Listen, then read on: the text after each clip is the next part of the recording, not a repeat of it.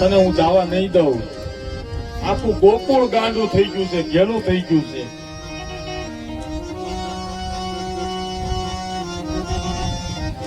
તારે જવું હોય ને તો અમારી માથેથી રથ હાકીને વયો જા. અમને મારી નાખ પેલા અને પછી જા.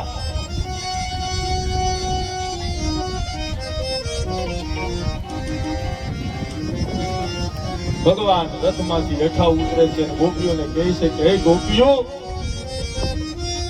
આમ ગાંડા શું કાઢો છો?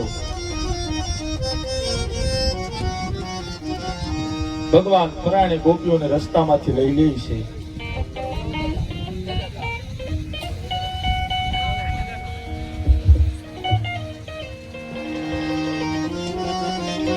ગોપીઓ કહે છે કે અમને મારીને જાઓ. બાપ, ભગવાનનું સગું થવું ને એ સહેલું નથી. બધાયનું સગું થવું સહેલું છે, પણ ભગવાનનું સગું થવું સહેલું નથી. પછી કોઈ પણ હોય, દેવ હોય કે દેવી હોય, એનું સગું થવું ને એ સહેલું નથી. દેવ ગતિનો માર્ગ છે ને બહુ અઘરો છે. દુઃખ ભોગવવા પડે બાપ. ખાવાના ફાંફા થઈ જાય, તક સાંડી જાય. ભક્તિ કરવી સહેલી નથી, ભગવાન મેળવવા સહેલા નથી. કેટલા દુઃખો વેઠીએ ને પછી ભગવાન આપણને સુખ આપે. ખાવાનું છાંડી જાય, તક છાંડી જાય ખાવાનું. ઘરમાં ખાવા ધાન ન રહેવા દે ભગવાન. એ તો જેને દુઃખ વેઠવું હોય, દુઃખ ભોગવું હોય ને એને ખબર હોય કે દુઃખ હું છે. બાકી બાપના પૈસે લીલા લેર કરતા હોય ને એને ન ખબર હોય કે દુઃખ હું છે.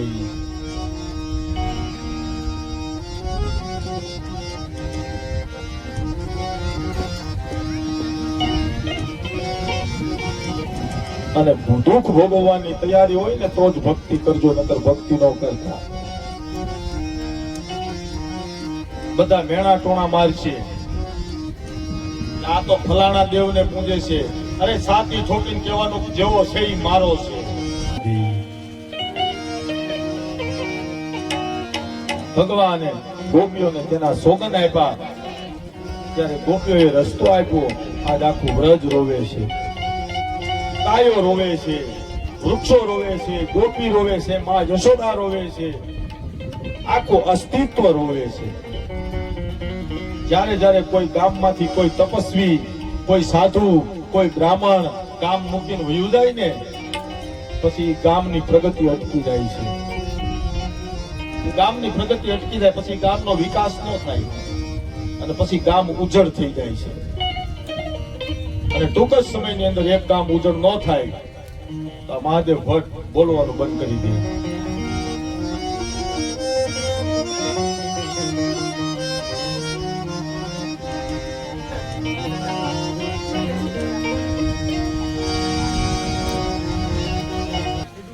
પછી માતા યશોદાએ ગંગી ગાયનું માખણ આપ્યું અને કહ્યું તારા હાચા મા બાપ દેવકી અને વસુદેવ છે. યશોદાજી કહે છે કૃષ્ણને પહેલી વખત કે અમે તારા હાચા મા બાપ નથી, તારા હાચા મા બાપ તો દેવકી અને વસુદેવજી છે. ત્યારે કૃષ્ણ કહે છે કે માં, મારા મા બાપ ગમે તે હોય પણ જગત મને યશોદા નંદન તરીકે ઓળખશે. જા, હું તને વરદાન આપું છું કે આખું જગત તારા નામથી મને ઓળખશે. પછી આગળ વચ્ચે અનંત તીર્થ આવ્યું. અક્રૂરજી સ્નાન કરવા જાય છે અને તેને સરોવર ની અંદર કૃષ્ણ બલરામના દર્શન થયા. અક્રૂરનો ડર ભાગી ગયો કે આ તો સ્વયં નારાયણ વિષ્ણુ છે.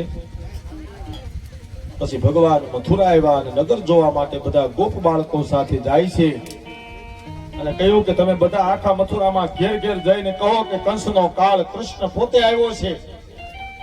આખી મથુરામાં ભગવાનનું ફૂલહારથી સ્વાગત થયું. પછી ભગવાને કંસના ખાસ માણસ ધોબીને બોલાવી કપડા માંગ્યા અને કંસના બધા રાજાશાહીના જે પોશાક હતા, કપડા હતા એ એમને આપવામાં આવ્યા. બીજા દરજી પાસે ટૂંકા કરાવ્યા અને બધાએ રાજાના કપડા પહેર્યા. મથુરા નગરીમાં ભગવાને બધાનો પ્રેમ જીતી લીધો. આખી મથુરામાં કૃષ્ણનો જય જયકાર થયો. બોલો શ્રી કૃષ્ણ કનૈયા લાલ કી જય. રસ્તામાં ભગવાનને એક કુબડી કુબજા મળી તે રોજ ચંદનનું તિલક કરવા કંસ પાસે જાતી. ભગવાન તેની પાસે તિલક કરાવી અને એની કુબડી જે દશા હતી એ મુક્તિ આપી અને સુંદર સ્ત્રીનું રૂપ આપ્યું ભગવાને. સંજયભાઈ હરે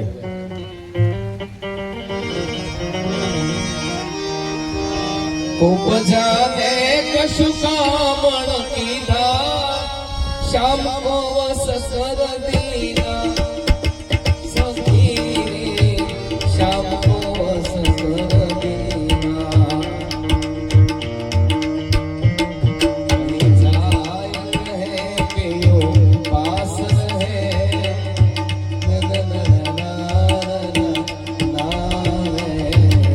કોન બતા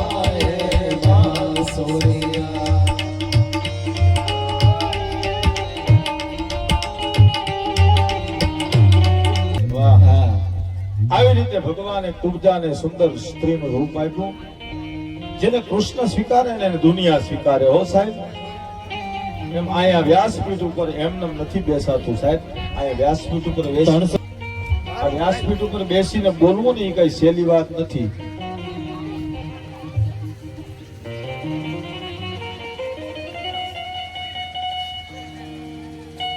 પૂર્વના કઈક પુણ્ય હોય, મા બાપના આશીર્વાદ હોય, પિતૃઓના આશીર્વાદ હોય.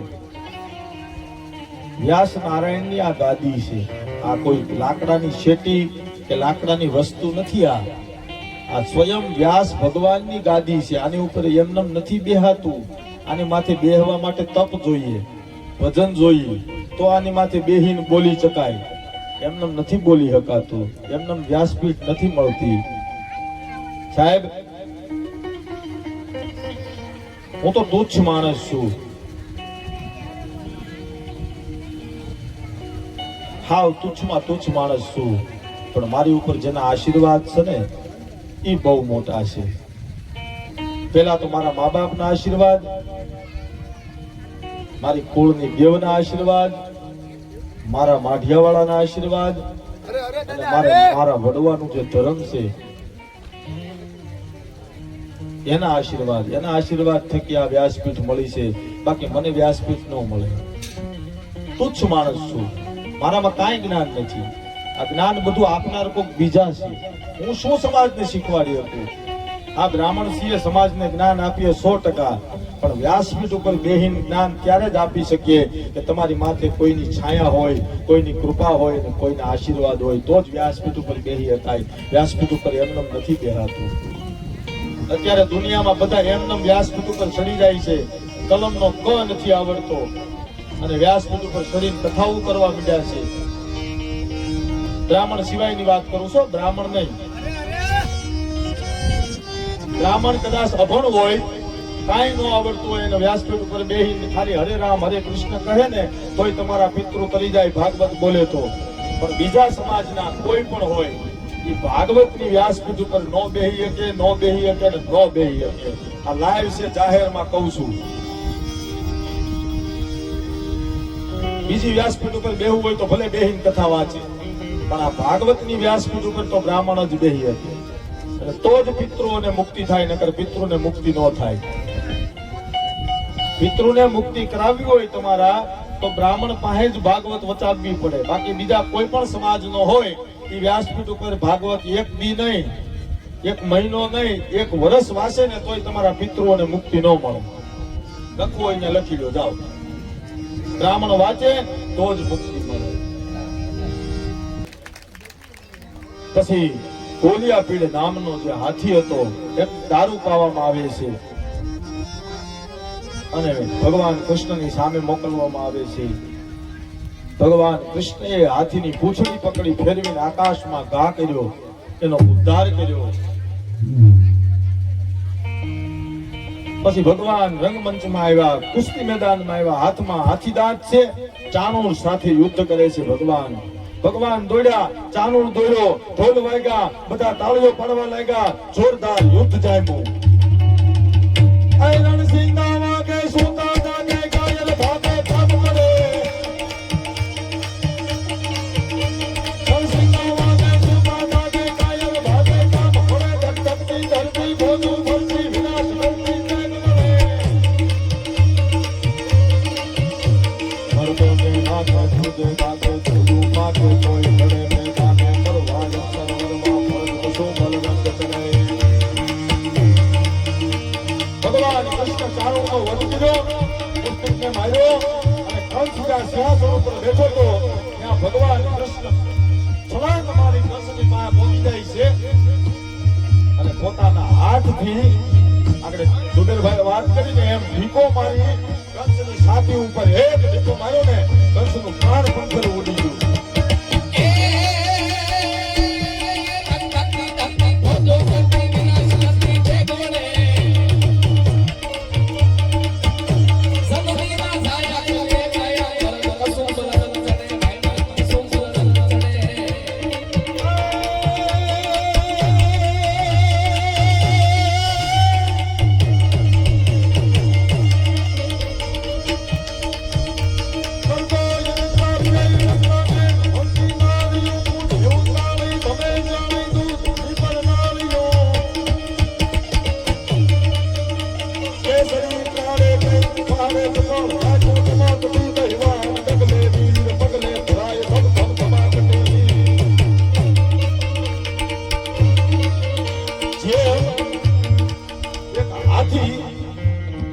રસ્તા ઉપર હાલ્યો જતો હોય અને તરબૂચ પીડ્યું હોય અને તરબૂચની માથે હાથી પગ મૂકે અને તરબૂચના જેમ ફોદા નીકળી જાય એમ કંસના ફોદા કાઢી નાખ્યા ભગવાન કૃષ્ણએ.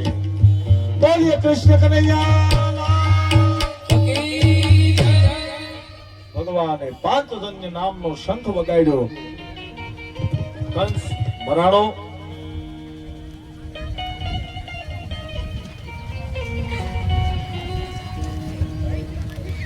આખા મથુરાની અંદર ભગવાન કૃષ્ણનો જય જયકાર થયો. કંસને માર્યા પછી ભગવાન સીધા ઉગ્રસેનને છોડાવવા ગયા, ગાદી ઉપર બેસાડી પછી પોતાના માતા પિતા પાસે જાય છે અને તેમને છોડાવે છે. ભગવાન માતા પિતાના પગમાં પીડ્યા, ભગવાને માફી માંગી, કહ્યું કે અમે પરતંત્ર હતા, માફ કરજો, મોડું થયું. પછી ભગવાન રોયા છે. કૃષ્ણ ભગવાન પોતે રોયા છે. ગર્ગાચાર્યજી પાસે જાય છે. ભગવાનના યજ્ઞોપવિત સંસ્કાર એટલે કે જનોઈ દેવામાં આવી. અમે બ્રાહ્મણો જનોઈ પહેરીએ, ભગવાનને જનોઈ દેવામાં આવી. ગર્ગાચાર્યજીએ યજ્ઞોપવિત સંસ્કાર કર્યા. જનોઈનું વૈજ્ઞાનિક કારણ છે, બ્રાહ્મણો જનોઈ પહેરે પછી કાન ઉપર ચડાવે. શું કામ ચડાવે? આયા લોહિતિકા નામની નળી હોય, દબાય એટલે મૂત્ર માર્ગના તમામ રોગો હોય ને એ હટી જાય, સારા થઈ જાય. લોહિતિકા નામની નળી દબાય કાન ઉપર ચડાવવાથી, એટલા માટે કાન ઉપર ચડાવવામાં આવે. વૈજ્ઞાનિક કારણ છે બધા આપણા ધર્મો સાથે. ડાબા ખંભે જનોઈ હોય એટલે ઇલેક્ટ્રોન નું જે લેવલ હોય ને આપણા શરીરનું ઇલેક્ટ્રોન નું લેવલ એ બેલેન્સ રહે, એટલે ડાબા ખંભે જનોઈ રાખવામાં આવે. પછી ભગવાન સાંદીપની ઋષિના આશ્રમમાં જાય. ઉજ્જૈન આજનું રાજા વીર વિક્રમ, એને બધા ઓળખે છે. પરદુખ બંધન રાજા હતો, રાજા વીર વિક્રમ. સાંદીપની મોટા રાજનીતિજ્ઞ હતા. જેને રાજકારણ શીખવું હોય તેને સાંદીપની ઋષિને વાંચવા પડે. ભગવાન પછી પોતાના ગુરુ સાંદીપનીજી પાસેથી ધર્મશાસ્ત્ર ભણ્યા, ધનુર્વેદ ભણ્યા, મનુસ્મૃતિ ભણ્યા, મીમાંસા ભણ્યા, ન્યાયશાસ્ત્ર ભણ્યા અને ખાસ રાજનીતિ ભણ્યા. રાજનીતિના 6 ગુણ છે. સંધિ, કોને ક્યારે મિત્ર બનાવી લેવો એ રાજકારણનું પહેલું લક્ષણ છે. વિગ્રહ એટલે ભાગ પડાવીને રાજ કેમ કરવું. દ્વૈત, આશ્રય, ક્યારે કોના પક્ષમાં આશ્રય લઈ લેવો. આ બધા રાજનીતિના લક્ષણો છે. ભગવાન ભણી લીધા પછી ગુરુ માતાએ કૃષ્ણ પાસે દક્ષિણામાં પોતાનો મરેલો દીકરો પાછો માંગ્યો. ભગવાન સોમનાથ આવ્યા. સમુદ્રમાં જઈ પાંચજન્ય નામનો જે શંખ હતો તે પંચજન્ય નામના શંખનો રાક્ષસ હતો, એની પાસે એને મારી અને ભગવાન પોતાના ગુરુ ના દીકરાને પાછા લેવા ગુરુદેવે આશીર્વાદ આપ્યા. ભગવાને પાંચજન્ય શંખ સ્વીકાર્યો. ભગવાન ઉદ્ધવ પાસે આવે છે અને ગોકુળને વ્રજમાં મોકલે છે. ઉદ્ધવજી વ્રજમાં આવે છે ગોપીઓ પાસે અને ભ્રમર ગીત આખું બતાવે છે. હવે આયા 10મા સ્કંધનો ઉત્તરાર્ધ ભાગ શરૂ થાય છે. હવે રુક્ષ્મણીજીના વિવાહની કથા આમાં આવશે. આપણે જાન તૈયાર રાખજો. હું બોલાવું એટલે તરત લઈ લેજો. માતાજીને, રુક્ષ્મણીજીને અને ભગવાન દ્વારકાધીશને બેયને તૈયાર રાખજો. હું જ્યારે બોલાવું ત્યારે તરત લઈ લેજો. સુખદેવજી મહારાજ પરીક્ષિતને કહે છે કે હે ભરત શ્રેષ્ઠ પરીક્ષિત, કંસને 2 પત્ની હતી, અસ્તિ અને પ્રાપ્તિ. આ બંને મગધરાજ જરાસંધની દીકરીઓ હતી. જરાસંધે યુદ્ધની તૈયારી કરી અને 23 અક્ષોહિણી સેના સાથે યાદવોની રાજધાની મથુરા ઉપર ચારે બાજુથી ચડાઈ કરી દીધી. યુદ્ધ કરવા આવે છે પણ ભગવાન તેને મારતા નથી. 17 વખત જરાસંધે યુદ્ધ કર્યું. પછી નારદજી દ્વારા કાલ યવન પણ 3 કરોડ મલેચ્છો લઈને મથુરા આવ્યો.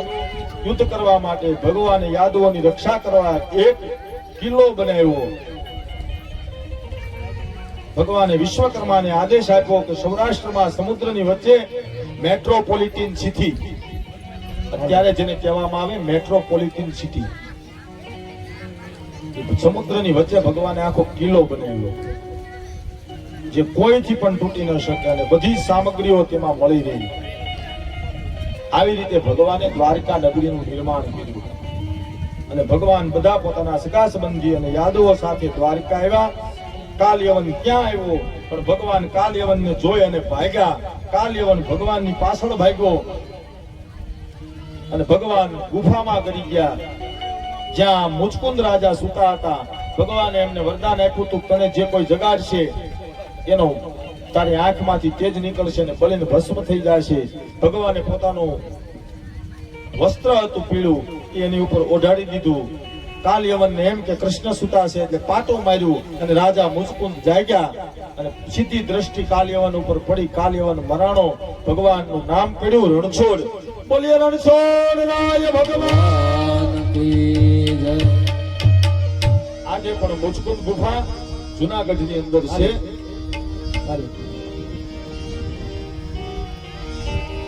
ઈશ્વાકુ વંશના રાજા માનધાતાના પુત્ર હતા મુચકુંદ. તેણે દેવાસુર સંગ્રામમાં દેવતાઓની મદદ કરેલી. પછી વિદર્ભ દેશના રાજા ભીષ્મકની 5 પુત્રો હતા, રૂક્મી, રૂપમરથ, રૂક્મબાહુ, રૂક્મકેશ અને રૂક્મમાલી. અને એક પુત્રી હતી રૂક્મિણી. એ ભગવાનને મનથી પોતાનો પતિ માની ચૂકી હતી. પણ રૂક્મણીના વિવાહ જ્યારે શિશુપાલ સાથે નક્કી થયા ત્યારે રૂક્મણીએ બ્રાહ્મણ દ્વારા એક પત્ર ભગવાનને મોકલ્યો. 7 શ્લોકમાં પત્ર લખ્યો. આજ પણ સાંભળજો, આજ પણ કોઈની સગાઈ ન થતી હોય, સગાઈ થવામાં અટકતું હોય, કા સગાઈ થતી હોય ને તૂટી જતી હોય, કા હાના થતી હોય સગાઈ થવામાં, તો આ રુક્ષ્મણીજીએ ભગવાન કૃષ્ણને જે 7 શ્લોકની અંદર પત્ર મોકલ્યો હતો એ 7 શ્લોક કાયમ સવાર સાંજ 7 વાર વાંચવામાં આવે તો 3 મહિનાની અંદર એની સગાઈ થઈ જાય એવું ભાગવત પ્રમાણ આપે છે. પણ એ કોઈને કરવું નથી. 7 શ્લોકોમાં પત્ર લખ્યો. બ્રાહ્મણ ચિઠ્ઠી લઈ દ્વારકા આવે છે. લઈ લો ભગવાનની જાન લઈ લો. હવે હોય આવી ગયો હોય તો